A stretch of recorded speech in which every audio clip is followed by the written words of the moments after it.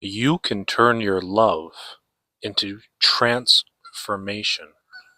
If there is something or someone that you love, that you can just look at with absolute love, whether it's your child, your parents, your partner, your dog, honestly, whether it's an idea of God that you have, or a picture of Jesus, or a picture of Buddha, or a picture of anyone.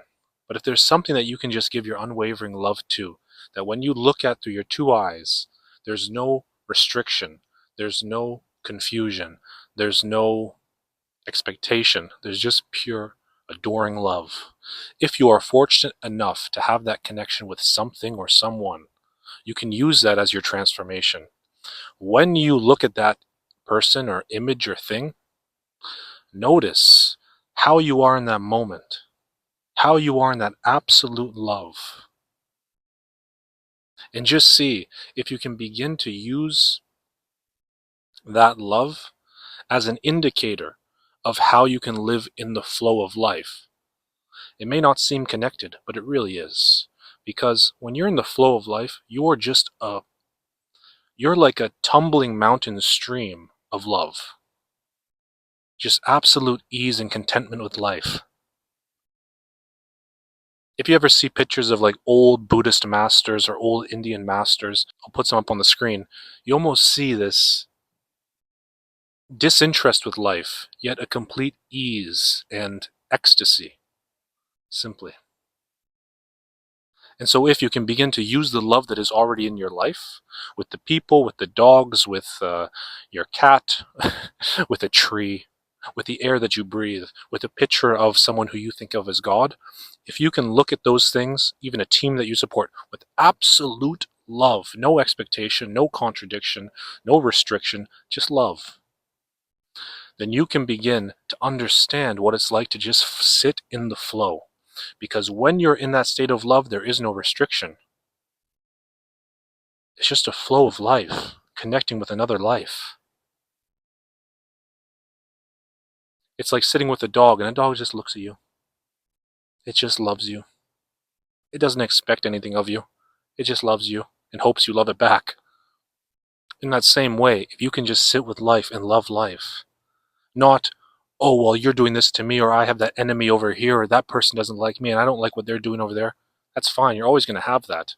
But if you can just put that to the side for a second and notice that which you love and feel that love growing within you, and then see if you can hold that feeling even when that person, place, image, or thing is not around you, and you can just hold that love naturally as you sit here.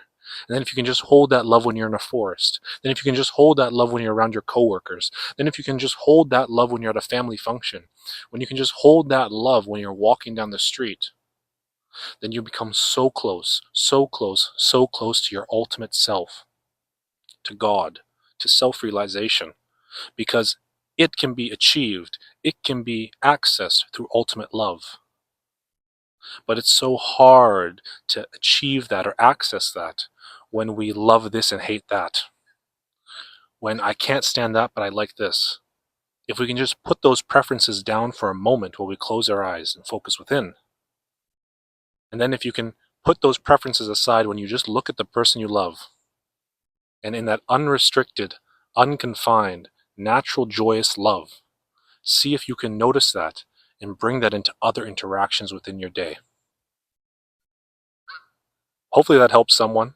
Hopefully you consider this next time you're looking at someone you love and you just pause to notice it. Because again, another reason why I'm making this video is because so many of us go through the ups and downs of emotions without stopping and noticing. We just go through a whole day and go, that was stressful, or that was lovely, or oh, I love them so much. I hope they don't break my heart.